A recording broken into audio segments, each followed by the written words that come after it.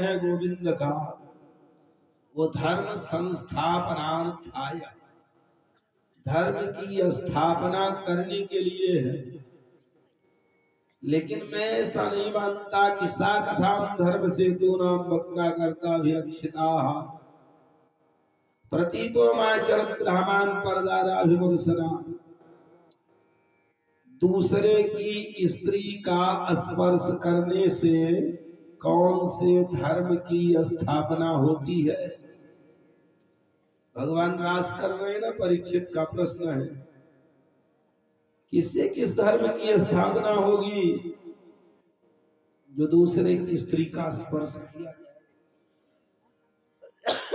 सुखदेव जी कहते हैं कि राजा ना व्यतिक्रमो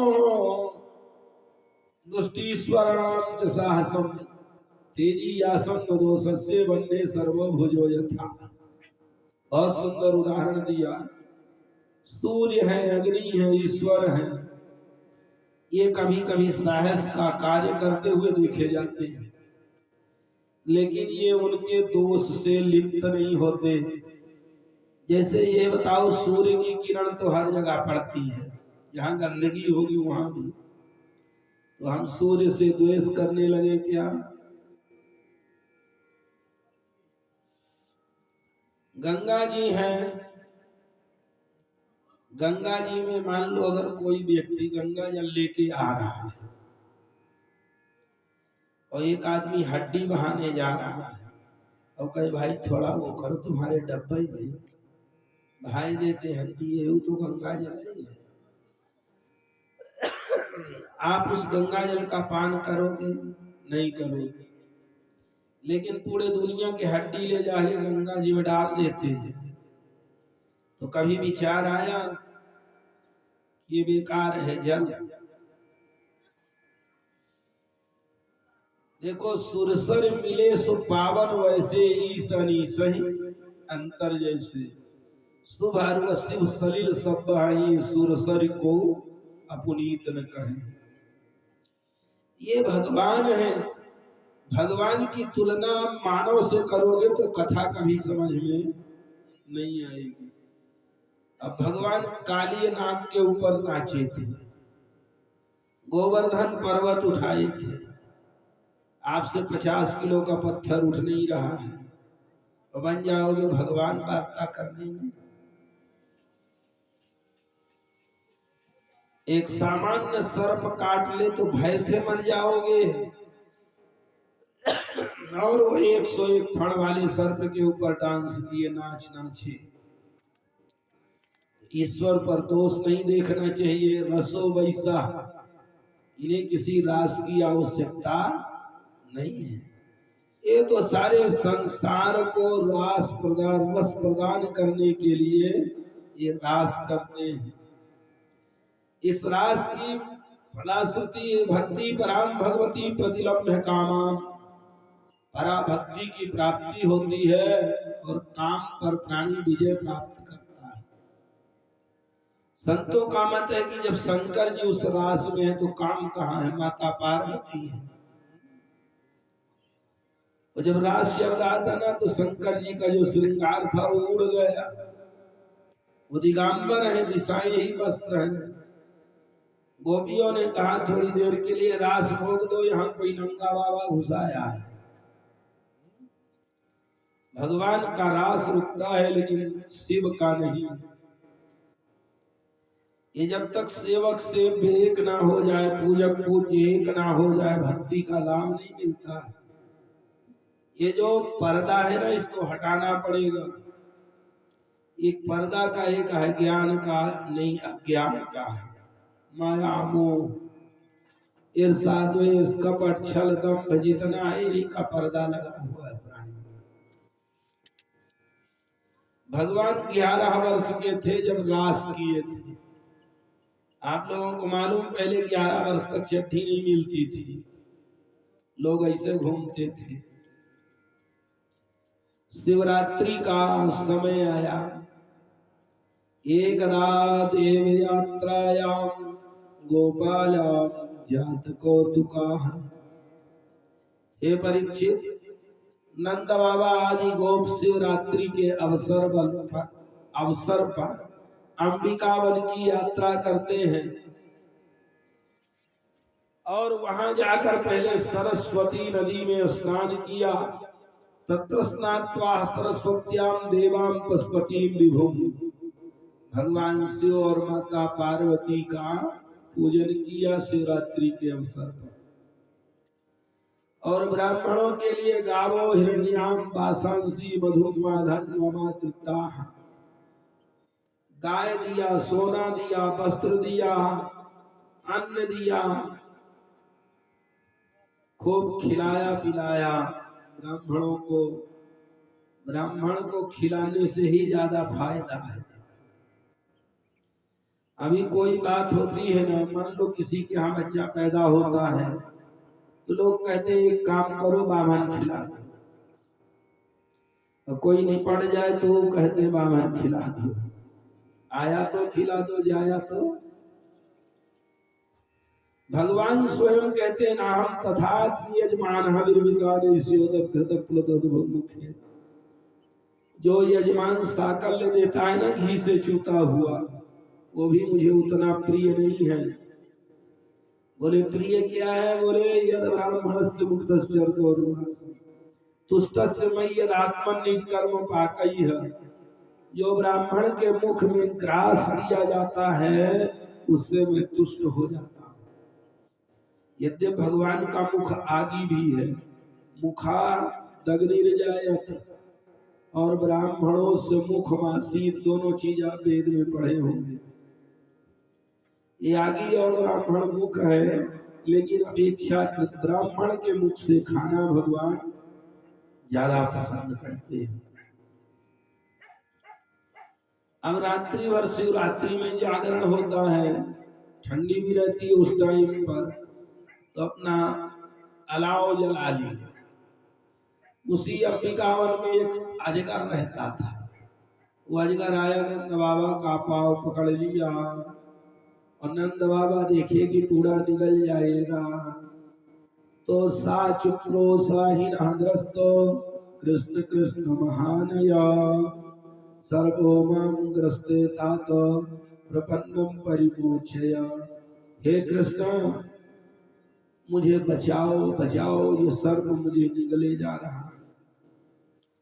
अभी ये जो और ग्वाल वाल है ना, जलती हुई लुआठी लेके आए और उस पर प्रहार कर रहे हैं बार बार जलती हुई लुआठी से, कोई फर्क नहीं है।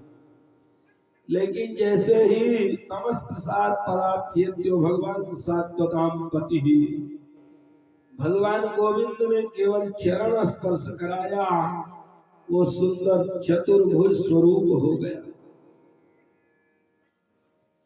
उसकी मुक्ति हो गई। भगवान पूछे तुम कौन हो? तो कहता हम विद्याधर कश्चित सुदर्शन श्रुता, मैं एक विद्याधर हूं, मेरा नाम सुदर्शन है। मेरे को रूप का बहुत बड़ा अभिमान था, जैसा नाम था सुदर्शन, तो अंगिरस गोत्री ऋषियों को मैंने देखा, वो बड़े कुरूप थे, तो मैं उनका उपहास उड़ाया। देखो इनकी चाल कैसी है। भाई उसमें कोई टेढ़ा मेढ़ा भी था तो समझाए कि तुम मेरे चाल में मत पड़ो, अपनी चाल बना ले। लेकिन उसको कहाँ रूप का अहंकार है। जब व्यक्ति में अहंकार आ जाए तो समझो उसका काम बिगड़ जाता है। ऋषियों ने कहा जा तू अजगर हो जा, तेरी चाल मेरे से भी ज्यादा लहराते चलेगा। शरण में गया तो बोले भगवान के स्पर्श से तेरी मुक्ति हो जाएगी। आज भगवत स्पर्श हुआ, सुदर्शन की मुक्ति हुई। आगे युगल गीत का वर्णन आया है, जब भगवान गाय चराने के लिए वन में जाते हैं तो दो दो गोपियां आपस में बैठ करके वार्ता करती हैं। यही है युगल गीत। कहती बाम बाहु कृत बाम कपोलो बल गीत भ्रू अर्पित वीणु। हरी सखी अपने प्रेमी जनों को प्रेम वितरण करने वाले और द्वेष करने वाले को भी मोक्ष देने वाले ये नटनागर श्याम सुंदर जब अपने बाएं कपोल को बाईं बाह की ओर लटका देते हैं और अपनी भौहें नचाते हुए बांसुरी को अधरों से लगाते हैं तथा अपनी सुकुमार अंगुलियों को उनके छेदों पर फिराते हुए मधुर तान छेड़ देते हैं। उस समय सिद्ध पत्नियां आकाश में अपने पति सिद्ध गणों के साथ विमानों पर चढ़ करके आ जाती हैं। उस तान को सुनकर वे अत्यंत चकित हो जाती हैं, विस्मित हो जाती हैं। व्योमयान बनिता सहसिद्ध्यै विस्मितात् दुपधार्य सलज्जाः काम मार्ग गण समर्पित चित्तः कस्मलम ययुरपस्मृतिनिभ्याः। कब उनकी बेड़ी खुल गई, कब नीवी खुल गई, इसका भी भान नहीं रहता है। यमुना का जो जल है ना, प्रवाह रुक जाता है। भगवान की बांसुरी की ध्वनि को सुनकर गायें जो ग्रास ली रहती है ना उसे उगल सकती ना निगल सकती, मृग चारों ओर आकर के घेर लेते हैं। ये सुबह से शाम तक भगवान का ही गीत गाती हैं, जैसा इनसे बनता उल्टा सीधा बेचारी गाती रहती हैं। एक दिन कंस के द्वारा भेजा गया एक अरिष्टासुर नाम का दैत्य आता है ब्रज में, और ये अरिष्टासुर क्या है, बैल के रूप में अपनी पूंछ को ऊपर उठाए हुए और अपने सींगों से रंभमाणा आखर तरह परम चाबिलखान महीन अपने खुर से पृथ्वी को खोदता हुआ, बड़ी बड़ी मेड़ों को से खोदता हुआ सायंकालीन नंद बाबा के ब्रज में प्रवेश किया। पतंत काल तो गर्भा स्रवंती स्म भय न 5-6 महीना का गर्भ जो स्त्रियों का है, गायों का है, वो नष्ट हो जाता है इसके गर्जने से। इतना भयानक इसका गर्जना है। सारी गायें ग्वाल गोपी सब भाग रहे हैं, केवल एक ही वाक्य कहते हैं, कृष्ण कृष्णेति ते सर्वे गोविंदम शरणम ययुः। हे कृष्ण हे गोविंद हम तुम्हारे शरण में हैं। तो भगवान राजपथ में खड़े होकर के ताल ठोक रहे थे।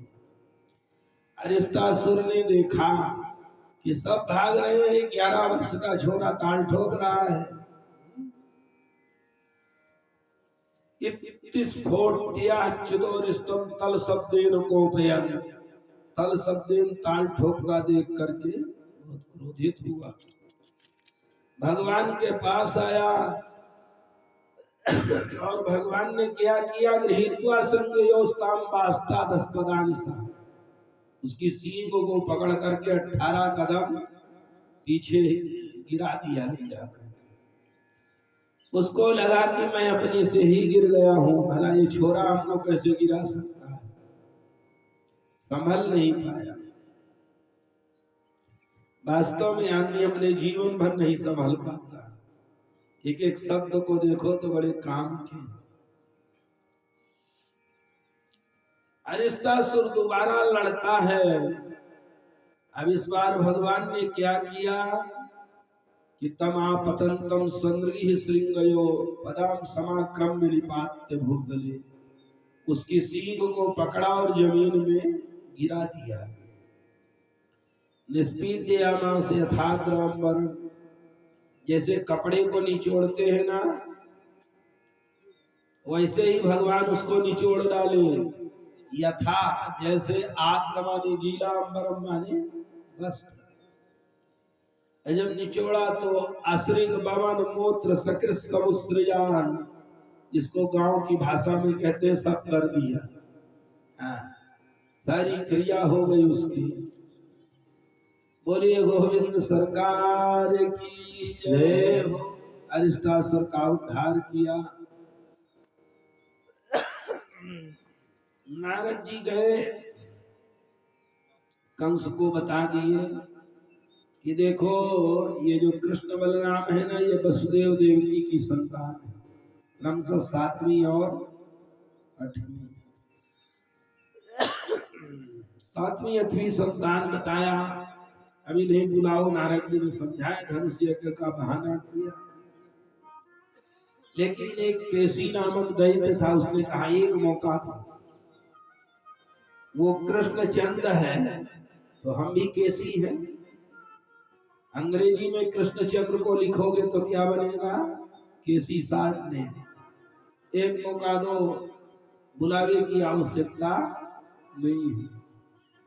ये घोड़े के रूप में जाता है, इसके विशाल नेत्र हैं, बड़ी बड़ी आंखें हैं, उसकी नियत में पाप भरा हुआ है, कंस का भेजा हुआ सेवक है। इसके चलने से भूकंप आ रहा पृथ्वी में, इतना भयानक ये राक्षस है। सारे ब्रजवासी डर रहे हैं, इसके पूंछ से आकाश के बादल तितर बितर हो रहे, इतना भयानक राक्षस है, बड़ी बड़ी आंखें। और भगवान के पास जैसे आया ना, तो सावक के मुसृज्य धनुष सतांतरे 100 धनुष की दूरी फेंक दिया भगवान ने इसे।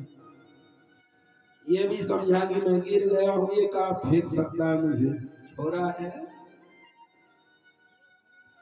दोबारा वो क्या करता है, इसे मुंह फैला करके आता है भगवान को ग्रसने के लिए। लेकिन भगवान ने क्या किया कि सीधे अपना हाथ ही उसके मुंह में डाल दिया। प्रवेशयामा से थोरगम मिले हैं, भगवान ने अपना हाथ डाला, जैसे सर्प बिना किसी आशंका के अपने बिल में घुस जाता है, वैसे ही भगवान ने अपना हाथ उसके मुंह में डाल दिया। और जैसे डाला ना, तो उसकी गति ये हो गई कि निरुद्ध वायु शरणास्य विक्षिपान, उसकी जो श्वास प्रश्वास की प्रक्रिया थी वो रुक गई, श्वास नहीं ले रहा है, अब श्वास अंदर ही उसकी फूलती जा रही है। और जैसे ही गिरा तो प्राचीन गात्रा परिवृत्त लोचना, उसकी आंखें उलट गई। और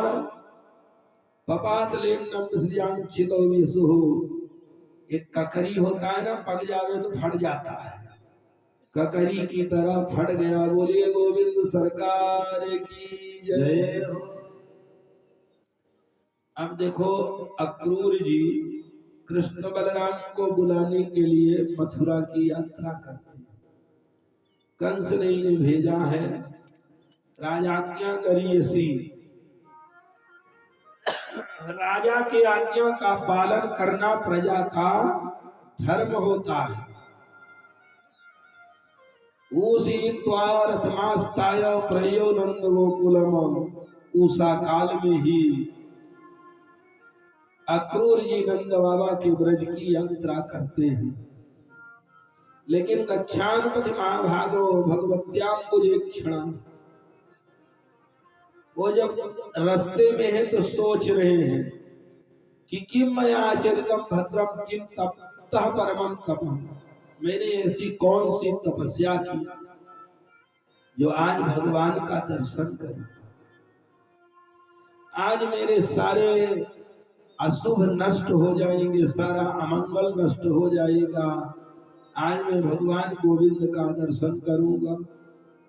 मेरे लिए तो ममैत दर्शनम वन्दे उत्तम श्लोक दर्शना विषयात्मनो यथा ब्रह्मो कीर्तनम शूद्र जन्मना। जैसे ब्राह्मणेतर कुल में व्यक्ति जन्म लेकर के वेद का कीर्तन दुर्लभ है, वैसे मेरे लिए भगवान का दर्शन दुर्लभ है। लेकिन मैं ये मानता हूं कि ममाद्या मंगलम नष्टम फलवान श्री भगवान, आज मेरे सारे अमंगल नष्ट हो गए, आज मैं भगवान का दर्शन करूंगा। सारे अमंगल जब नष्ट होते हैं तभी भगवान के दर्शन होते हैं। लेकिन इसमें आगे कहते हैं कि कंसो बताद्या कृतमेत अनुग्रह, इसमें कंस की बहुत बड़ी कृपा है जो मैं आज भगवान का दर्शन करूंगा। देखो जो साधु पुरुष होते हैं ना, वो किसी दूसरे का दोष नहीं देखते।